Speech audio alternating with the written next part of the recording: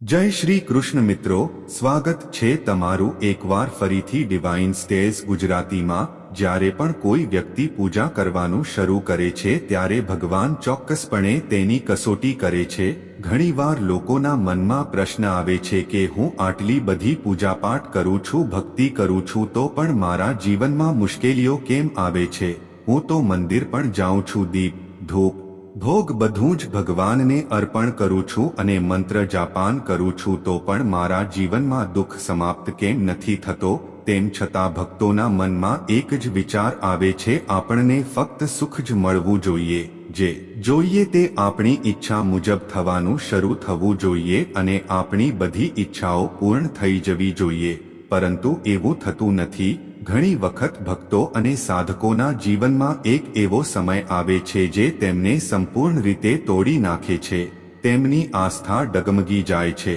કેટલાક એવા ભક્તો છે જે ભગવાનનું નામ લેવાનું પણ બંધ કરી દે છે અને એવા ઘણા ભક્તો છે જે નાસ્તિક પણ બની જાય છે, કારણ કે તેઓ તે સંજોગોને સહન કરી શકતા નથી અને તેઓ સમજી શકતા નથી કે તેમની સાથે આવું કેમ થઈ રહ્યું છે।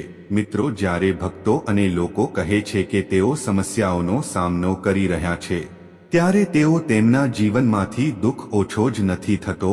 ક્યારે ભગવાન આપણી પ્રાર્થના સાંભળ છે અને ક્યારે આપના જીવનમાંથી દુઃખો સમાપ્ત થશે? ક્યારે ભગવાન આપણને આશીર્વાદ આપશે? તો આ તે સમય છે જ્યારે કસોટી તેની ચરમસીમા પર હોય છે અને જો ભગવાનને પરીક્ષા ચરમસીમા પર હોય છે ત્યારે સાધક સંપૂર્ણ રીતે તૂટી જાય છે અને વિખેરાઈ જાય છે। આજના વિડીયોમાં અમે તમને તે સંકેતો વિશે જણાવીશું જેનાથી તમે જાણી શકશો કે ભગવાનની કસોટી ચરમસીમાએ છે અને આ તબક્કે તમારે પાર ઉતરવાનું છે। પરંતુ આ એવો સમય છે જ્યારે તમારે હાર ન માનવી જોઈએ। તો ચાલો તે સંકેતો વિશે જાણીએ તે પહેલા જો તમે આજે અમારી ચેનલ પર તમે પ્રથમ વખત આવી રહ્યા છો તો કૃપા કરીને ચેનલને સબસ્ક્રાઇબ કરો, બેલ આઇકોન દબાવો અને બધા પર ક્લિક કરો। વિડીયોને અંત સુધી જુઓ અને જો તમને વિડીયો પસંદ આવે તો વિડીયોને લાઇક કરો અને શેર કરો। તમારી લાઇક અને ટિપ્પણી અમને પ્રોત્સાહિત કરે છે જેથી અમે તમારા માટે વધુ સારા વિડીયો બનાવી શકીએ। તો ચાલો વિલંબ કર્યા વિના આગળ વધીએ। સૌથી પહેલો સંકેત એ છે કે જ્યારે તમારી પરીક્ષા 99% પર પહોંચી ગઈ હોય ત્યારે તમારા જીવનમાં જે દુઃખ આવે છે તે તેની મર્યાદા પર હોય છે અથવા તમે સમજી શકો છો કે દુઃખ અને પરેશાનીઓ છેલ્લા પડાવે પહોંચી ગઈ છે। આ સમયે તમે વિચારો છો કે મારા જીવનમાં આનાથી વધુ દુઃખ શું હોઈ શકે અથવા આનાથી વધુ ખરાબ નસીબ, મારા જેવું ખરાબ જીવન બીજું કોઈ ન હોઈ શકે। હું આ દુનિયામાં સૌથી વધુ કમનસીબ છું। આવું એટલા માટે થાય છે કારણ કે ભગવાન દ્વારા લેવામાં આવેલી પરીક્ષાનો આ છેલ્લો તબક્કો છે અને જે વ્યક્તિ કોઈ પણ જાતની હાર સ્વીકાર્યા વિના સ્વીકાર કરે છે તેઓને ભવિષ્યમાં સુખ જ સુખ પ્રાપ્ત થાય છે। ભગવાનની પરીક્ષા જ્યારે અંતિમ પડાવ પર હોય છે ત્યારે બીજી નિશાની એ છે કે ભગવાન તમારી પાસેથી બધું છીનવી લે છે, એટલે કે તે તમને રાજાથી રંગ થતા વાર નથી લાગતી। જેમ કે તમારી પાસે નોકરી છે તો તમે તમારી નોકરી ગુમાવશો, તમે ધંધો કરો છો તો તમને ધંધામાં નુકસાન થઈ શકે છે, મંદી તમને અસર કરી શકે છે અથવા તમારું સ્વાસ્થ્ય બગડી શકે છે। આવી પરિસ્થિતિઓ તમને અને તમારા પરિવારને ઘેરી શકે છે અને તમને ઈર્ષ્યા કરશે અને તમારી સામે ઊભા કરશે। તમે વિચારવા મજબૂર થશો કે મારી સાથે શું થઈ રહ્યું છે? હું ભગવાનમાં આટલી બધી શ્રદ્ધા રાખું છું, છતાં ભગવાન મારી પરીક્ષા કેમ કરે છે? ભગવાનની કસોટીના છેલ્લા તબક્કામાં ત્રીજી નિશાની એ છે કે તમારા જીવનમાં દુઃખ અને મુશ્કેલીઓ એવી ચરમસીમાએ પહોંચી ગઈ છે કે તમે ભગવાનમાં વિશ્વાસ રાખવાનો બંધ કરો છો। તમને એવું લાગવા લાગે છે કે ભગવાન હોતા નથી।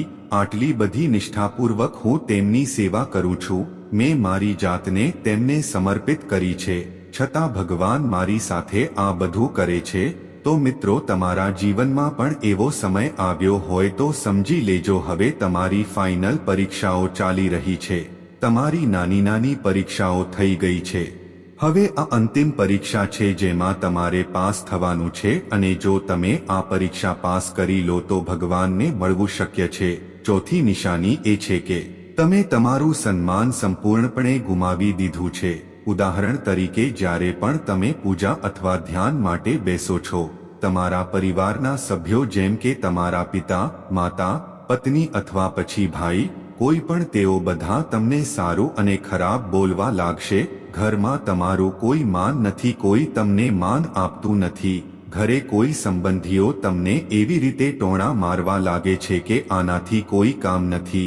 આ ભક્તિની પૂજામાં ઢોંગ કરે છે. ઘરમાં શું ચાલે છે? દુઃખ અને વેદના. તેને ચિંતા નથી કે ઘરે રાશન કેવી રીતે આવશે, તેને તેની પણ ચિંતા નથી. જો તે નોકરી નહીં કરે તો ઘરનો ખર્ચ કેવી રીતે થશે? પૈસાની બહુ તકલીફ છે, પણ એનાથી તમને શું? આવી રીતે મિત્રો 36 પ્રકારની વાતો તમારા પરિવારજનોથી સાંભળવી પડશે. આ ઉપરાંત ઉંમરમાં નાના ભાઈ બહેન પણ તમને ઘણું કહેશે, તમારી અવગણના કરશે, તમારાથી નાખુશ થશે. ત્યારે તમને પણ લાગશે કે હું આ સ્થિતિમાં કેમ છું, મારું અસ્તિત્વ શું છે? જે આજે મેં આ બધી વાતો સાંભળી રહ્યા તો મિત્રો તમે તે ભગવાનની ભક્તિમાં સતત વ્યસ્ત રહો હો તો આ ફક્ત અને ફક્ત તમારી પરીક્ષા ચાલી રહી છે. ભગવાન ફક્ત તમને પરખી રહ્યા છે. પાંચમી નિશાની જે પરીક્ષાના અંતિમ તબક્કામાં એક સાધક એક ભક્તમાં હોય છે એ છે કે તમારું મન સાંસારિક સુખોથી વિચલિત થઈ ગયું છે. તમને કશું જ સારું લાગતું નથી. તમને ન તો સારું ભોજન, ન સારા વસ્ત્રો, ન તો સાંસારિક સુખ ગમે છે. તમે આ સાંસારિક સુખોને પ્રાપ્ત કરવા માટે ભગવાનની ઉપાસના કરતા નથી, પરંતુ તમારું મન ઈશ્વરને પ્રાપ્ત કરવા માંગે છે. આનાથી ઉલટું મિત્રો, ઘણી વખત એવું થાય છે કે ભક્ત અથવા સાધક આ કસોટીઓથી ગભરાઈ જાય છે અને કેટલીકવાર પૂજા અને ધ્યાન કરવાનું પણ છોડી દે છે. ઘણા લોકો એવું પણ વિચારે કે હવે બહુ થઈ ગયું, હવે હું ધ્યાન કે પૂજા નહીં કરું, ન હું અગરબત્તી દો કે પૂજાપાઠ કરીશ. પણ મિત્રો જો ભૂલથી પણ તમારા મનમાં આવા વિચારો આવે તો તમે એ જ ક્ષણે પરીક્ષામાં નાપાસ થશો, કારણ કે આ જ તમારી ખરી પરીક્ષા છે. તમારે ધ્યાન કરવાનું બંધ ન કરવું જોઈએ. છઠ્ઠી નિશાની, તમે પરીક્ષાના આ છેલ્લા તબક્કામાં સંપૂર્ણ રીતે ભાંગી પડશો.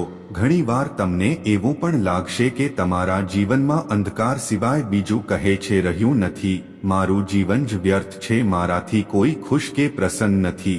આ સંસારમાં કોઈ મારું નથી. હું કેમ જીવી રહ્યો છું? ન તો મારો કોઈ કામ થઈ રહ્યું છે અને ન તો મને ભગવાન મળ્યા અને ન તો હું મારા પરિવારને કંઈ આપી શકું છું. પરંતુ અહીં તમારે તે ધ્યાનમાં રાખવું પડશે. આવા સમયે તમારે બિલકુલ ભાંગી ન જવું જોઈએ, કારણ કે આ તમારી કસોટીનો છેલ્લો તબક્કો છે.